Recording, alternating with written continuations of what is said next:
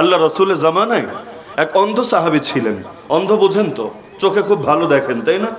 দেখেন না। সেই সাহাবীর একটা দাসী ছিল।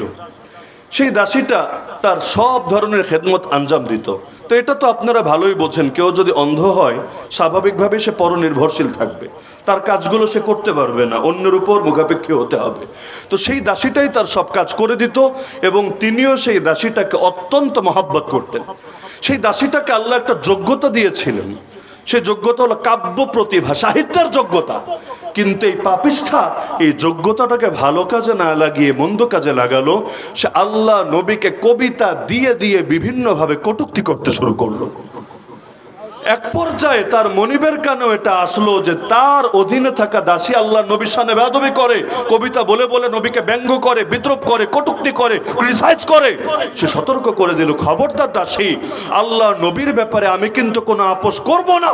তো তোর যদি কটূক্তি করতে মনে চায় আমারে কর, কিন্তু আল্লাহ নবীরে কটূক্তি করলে আমি কিন্তু তোরে ছেড়ে দেব না। ভেবেছে মনিব তো আমারে জান প্রাণ দিয়ে মহব্বত করে, আর নারীর প্রতি মহব্বত তো একটু বেশিই থাকবে, স্বাভাবিকই বটে। সে ভেবেছে কি আর বলবে, হয়তো ধমক দিবে, না হলে ধরে একটু পিটাবে, মারবে, এর চাইতে আর বেশি কি হবে। কিন্তু কটূক্তি করলে মুশরিকদের নেক নজর পাওয়া যাবে, টাকা পয়সার বান্ডিল পাওয়া যাবে। বাংলাদেশে অনেক নাস্তিকতা করে, এ কারণে না যে নাস্তিকতাই ওদের আদর্শ, বরং এ কারণে ওরা বিভিন্ন কাফের দেশে দৃষ্টি আকর্ষণ করতে চায়।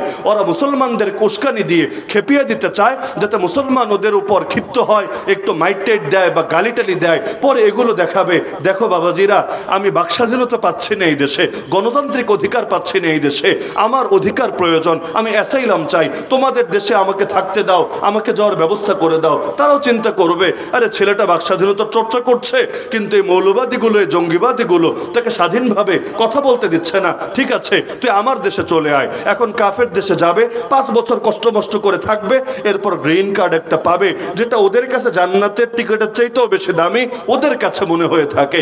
তো অনেকে আছে এমন যারা বাস্তবে আদর্শ হিসাবে ওটাকে গ্রহণ করে নাই, কিন্তু ধান্দাবাজির জন্য একদলকে রাজে খুশি করার জন্য এই কাজগুলো করে। এজন্য দেখবেন অনেকের সুর চেঞ্জ হয়ে যায়। 5 বছর এক দলের পক্ষে এত বলা বলে, এত বলা বলে, চাপতে চাপতে জিব্বার চামড়া পর্যন্ত তুলে ফেলে। খালি কোন রকম ক্ষমতা চেঞ্জ হতে দেরি, আল্লাহর বান্দার সুর চেঞ্জ হতে দেরি না। এখন বিপরীত মেরুতে এত বলা বলে, এত বলা বলে, ওই দলের লোকে যত বলে না তার চাইতে বেশি সে বলে। এজন্য বাংলায় প্রবাদই হয়ে গিয়েছে, অতি ভক্তি ভালো মানুষের লক্ষণ না, অতি ভক্তি চোরের লক্ষণ। তো এইরকম হালতগুলো চলতে থাকে। তো নাস্তিকতা আর ইসলামের ক্ষেত্রে এটা হয়। আল্লাহ নবী মক্কায় 13টা বছর দাওয়াত দিলেন, 1000টা লোক কালেমা পড়লো না। অপরদিকে নবী যখন মদিনায় গেলেন, পাওয়ার নবীর হাতে, রাষ্ট্র ক্ষমতা নবীর হাতে, বাহিনী আল্লাহ নবীর অধীনে, সবই নবীজির অধীনে। তখন মুসলমান এত হওয়া শুরু করলো যে অনেকে আসলে কাফের, তবুও কালেমার ঘোষণা দিতে শুরু করলো, যেগুলোকে মুনাফিক বলা হয়, মানে সাহাবী না, মুসলমানই না, তারপরও কালেমা পড়ছে কেন? কারণ দেখেছে এই পরিচয়টা দিলেই সুবিধা, এই পরিচয়টা দিলেই ধান্ধা। কিন্তু মক্কার জামানায় আরে 1000 লোকরে কালেমা পড়ানো যাচ্ছে না, আর এখন মুনাফিকি হয়ে যাচ্ছে এত বেশি। উহুদের যুদ্ধে আল্লাহ নবী বের হলেন, 300 জন রাস্তা থেকে ফেরত আসলো, এই 300 জনের প্রত্যেকটা ছিল মুনাফিক। তো 1000-এর মধ্যে 300 জন যদি মুনাফিকই থাকে, 30%, সংখ্যাটা কিন্তু একেবারে কম না। তাহলে সুখের দিনে লোকের অভাব থাকে না, দুঃখের দিনে লোক খুঁজে পাওয়া যায় না, অথচ বিপদেই বন্ধুর পরিচয় পাওয়া যায়। ইসলামের দুর্দিনে খাঁটি ইসলাম প্রেমিক কারা, এটার পরিচয় পাওয়া যায়। তো যে প্রসঙ্গে বলছিলাম যে আল্লাহ রসুল সাল্লাল্লাহু আলাইহি ওয়াসাল্লামের জামানায় সেই অন্ধ সাহাবী যখন দেখলেন কোনোভাবেই সে থামে না, গালিগালাজ চালিয়ে যাচ্ছে, একদিন তিনি কঠোর সিদ্ধান্ত নিয়ে বসলেন। দিন শেষ, রাত আসলো, তিনি ঘরে এসে বাসায় প্রবেশ করলেন। কি হচ্ছে?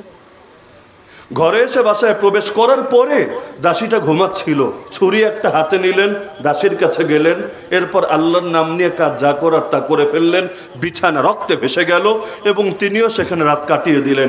সকালে আল্লাহ নবীর দরবারে বিচার উঠলো, কারণ আল্লাহ নবী নিজেই ছিলেন রাষ্ট্রপ্রধান, নিজেই ছিলেন বিচারক। কারণ নবীর চাইতে উত্তম বিচারক কে হবে, নবীর চাইতে উত্তম শাসক কে হবে? তো আল্লাহ নবী সাল্লাল্লাহু আলাইহি ওয়াসাল্লামের সামনে বিচার আসলো যে মদিনার মধ্যে একজন দাসী নিহত হয়েছে।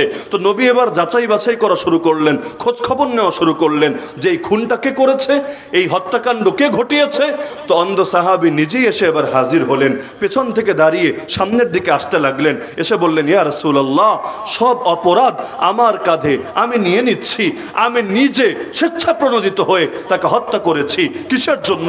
কারণ সে আপনাকে গালিগালাজ করত, আমি এটা সইতে পারি নাই, এজন্য আমি তাকে বিদায় করে দিয়েছি। এখন আপনি যদি আমাকে মৃত্যুদণ্ড দেন আমার কোনো আপত্তি নাই, কোনো আফসোস নাই। আপনার ইজ্জত বাঁচানোর জন্য আমার এক জান কেন 100 জান কোরবান করতেও কোনো দ্বিধা নাই। তো তিনি মানসিক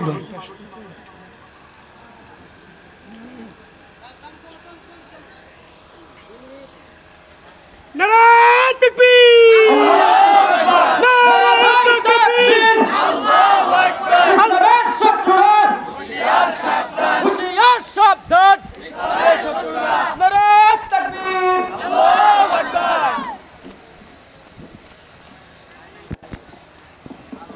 তিনি মানসিকভাবে প্রস্তুতি নিয়ে নিয়েছেন যে আল্লাহর রসুল তার ব্যাপারে মৃত্যুদণ্ডের ফয়সালা দিবেন।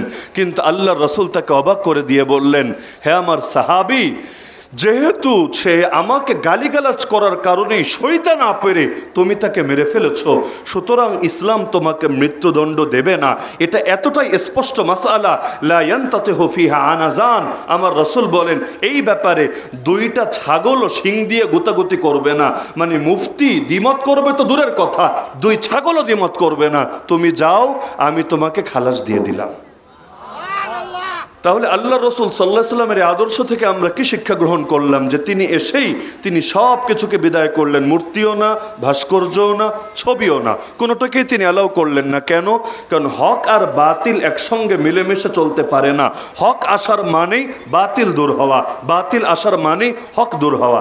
আমি আপনাকে এক গ্লাস দুধ খেতে দিলাম, তবে দুধের মধ্যে 2 ফোঁটা গরুর চুনা মিশিয়ে দিলাম, যেটাকে অনেকে বরকতের নিয়তে খায় আর কি। একে খুব ফিলিংস নিয়ে গ্লাসের মধ্যে নিয়ে হলুদ শরবত খায়, আর এটাকেও ধর্মীয় ফ্লেভার দিতে চায়। তো এখন